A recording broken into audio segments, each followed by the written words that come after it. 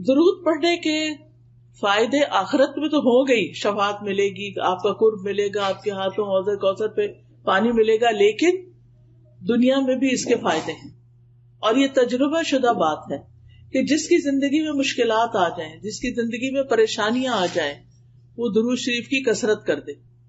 جو لوگ آپ میں سے عمرے پر گئے، جن کو سعادت اللہ نے نصیب کی، وہ لوگ مسجد قباء بھی گئے ہوں گے. مسجد قباء جانے کا ثواب کتنا ہے کہ جو شخص اپنے گھر سے وضو کر کے چلے، مسجد قباء جائے، وہاں 2 رکعت نماز پڑھے، اس کو پورے عمرے کا ثواب ملتا ہے. یہ ہمیں نبی صلی اللہ علیہ وسلم نے بتایا. تو مسجد قباء کے ایک امام ہیں شیخ صالح المغامسی. صالح المغامسی جو تھے، ان کے دل میں کوئی تکلیف ہو گئی تو ان کا ہارٹ کا آپریشن ہوا.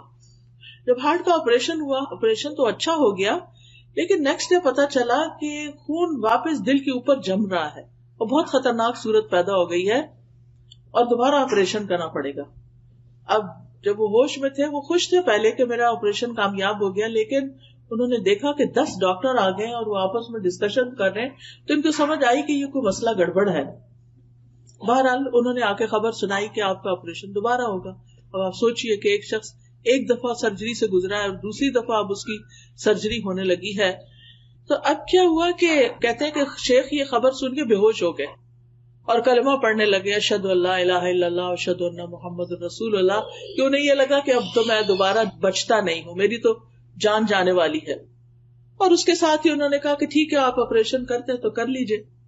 اب ہوا یہ کہ وہاں پر ایک نرس تھی، لبنانی نرس. اس نے دیکھا کہ شیخ بہت پریشان ہے.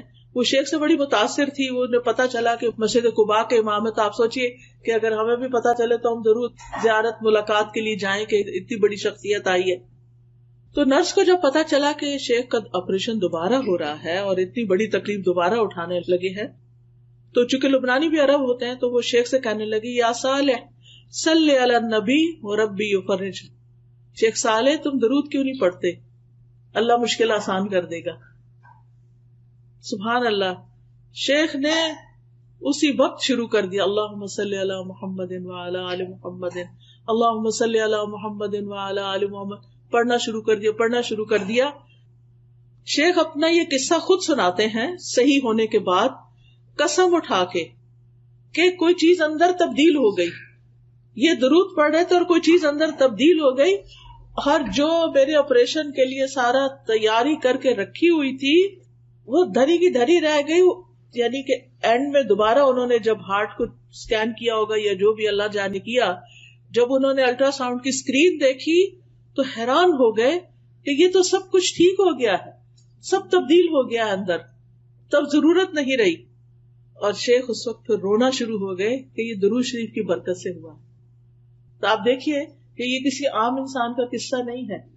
شیخ ہیں جو خود لوگوں کو ہر وقت تعلیم دیتے ہیں. ان کے اتنے بے شمار لیکچر ہیں. میں ہر ہفتے ان کے لیکچر، جب میں تدبر قرآن ویکینڈ پہ میری کلاس ہوتی ہے قرآن مجید کی تفسیر کی، تو میں ان کو ضرور سنتی ہوں. اور اب تو ویک ڈیز میں بھی ہو رہی، تو الحمدللہ اللہ نے موقع دیا. تو ماشاءاللہ یہ اتنی اچھی قرآن کی تفسیر کرتے ہیں، عربی میں ہوتی ہے آبویسلی، اتنی اچھی تفسیر کرتے ہیں کہ بالکل نئے طریقے سے چیزیں سمجھ میں آتی ہیں. اب ایک شخص جو اتنا بڑا عالم ہو، کسی معمولی شخص کو کوئی مسجد قباء کا امام نہیں لگایا جاتا. اس کا علم، اس کا تجربہ، اس کے کریڈینشلز کیسے ہوں گے. لیکن ہوتا یہ ہے کہ ہم سب انسان ہیں. کوئی کتنا بھی نیک ہو، کوئی کسی بھی درجے پہ پہنچا ہوا ہو، کوئی کسی بھی مقام پہ ہو، یاد نہیں رہتا. اور خاص طور پہ جب تکلیف پریشانی آتی ہے تو بھول جاتے ہیں کہ اس وقت ہم درود بھی پڑھ سکتے ہیں.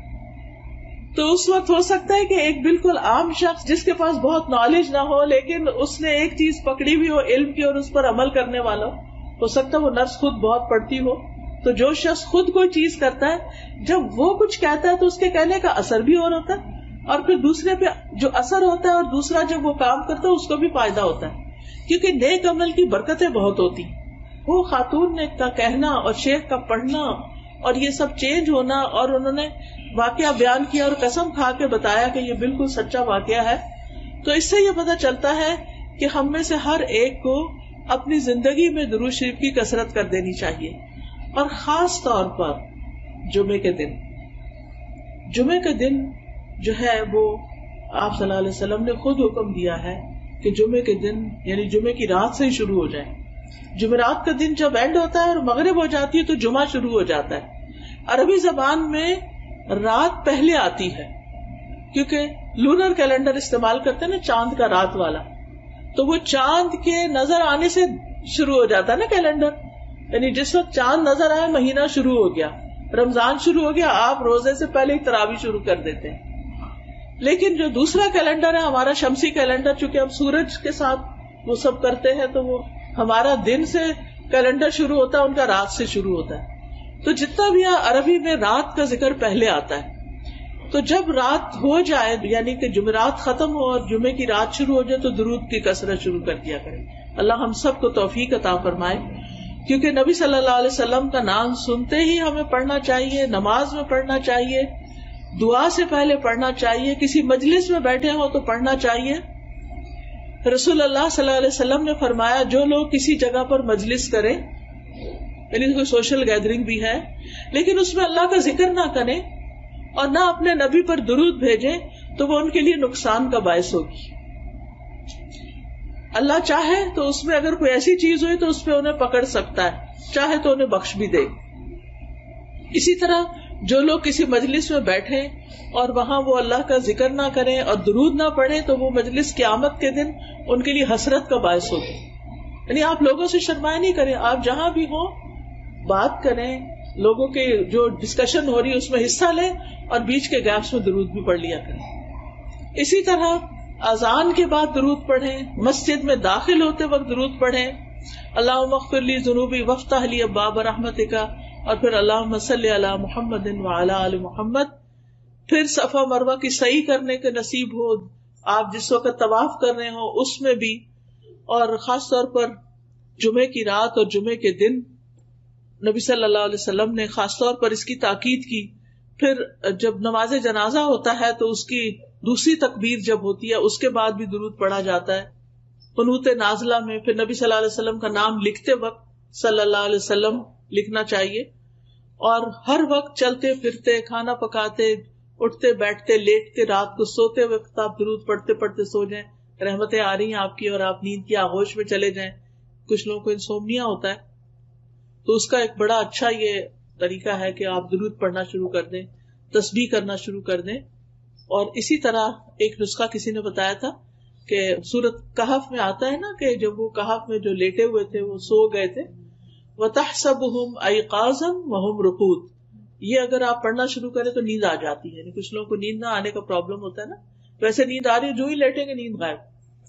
تو درود شریف لمبے سے لمبا بھی آپ پڑھ سکتے ہیں جس کو درود ابراہیمی کہتے ہیں، اور چھوٹے سے چھوٹا بھی پڑھ سکتے ہیں. صلی اللہ علیہ وسلم، اللہم صلی علی محمد، اللہم صلی علی محمد وعلی آل محمد، اللہم صلی علی محمد النبی الامی وعلی آل محمد. اور آل کا ذکر اس لیے کرتے ہیں کیونکہ آپ کی آل اولاد نے، آپ کی ازواج، آپ کی ذریت، انہوں نے بھی نبی صلی اللہ علیہ وسلم کے ساتھ دین کے لیے بہت سی قربانیاں کی، تو ان کا بھی حق بنتا ہے کہ ان کو بھی ساتھ دعاؤں میں شریک رکھا جائے. اور پھر آپ دیکھیے کہ نبی صلی اللہ علیہ وسلم پر سلام بھی بھیجنا چاہیے، اور یہ ہم خاص طور پر جب التحیات پڑھتے ہیں تو اس میں سلام آتا ہے، السلام علیکہ ایھا النبی ورحمۃ اللہ وبرکاتہ، السلام علینا وعلی عباد اللہ الصالحین. اور جب ہم اللہم صلی وسلم کہتے ہیں نا، سلم، تو یہ سلام ہوتا ہے. تو یہ والا درود جب آپ پڑھتے ہیں نا، اللہم صلی وسلم وبارک علی نبینا محمد، تو یہ بہت جامع سے الفاظ ہیں اور اس میں درود اور سلام سبھی کچھ آ جاتا ہے. فرشتے ہمارا سلام بھی نبی صلی اللہ علیہ وسلم کو پہنچا دیتے ہیں. تو بہرحال کرنے کا کام یہ ہے کہ ہمیں نبی صلی اللہ علیہ وسلم پر کثرت سے درود و سلام پڑھنا چاہیے، خصوصاً جمعے کے دن، اور پھر دعائیں مانگنے سے پہلے، اور پھر غم، دکھ، ڈپریشن، پریشانی، ان چیزوں سے بچنے کے لیے، بچوں کی ہدایت اور اصلاح کے لیے، اور اللہ تعالیٰ کی فوری رحمت حاصل کرنے کے لیے آذان سننے کے بعد. اور پھر یہ ہے کہ جو درود آپ نے خود پڑھا اور ہمیں سکھایا اس کو پریفرنس دیں، اس کو فضیلت دیں. بعض لوگ وہ درود نہیں پڑھتے، اپنے خود سے بنائے ہوئے جو ہیں ان کے پیچھے لگ جاتے ہیں اور ان کی خود ہی فضیلت بنا لیتے ہیں. تو ہم پر کوئی وحی تو نہیں آتی نا کہ ہمیں پتا چلے کہ کیا زیادہ بہتر ہے. تو وحی کے ذریعے نبی صلی اللہ علیہ وسلم نے ہمیں جو درود بتائے ہیں ان کی پابندی ضروری ہے. اللہ سبحانہ وتعالی ہمیں توفیق عطا فرمائے. سبحانک اللہم و بحمدک، اشہد ان لا الہ الا انت، استغفرک و اتوب الیک. السلام علیکم و رحمۃ اللہ وبرکاتہ.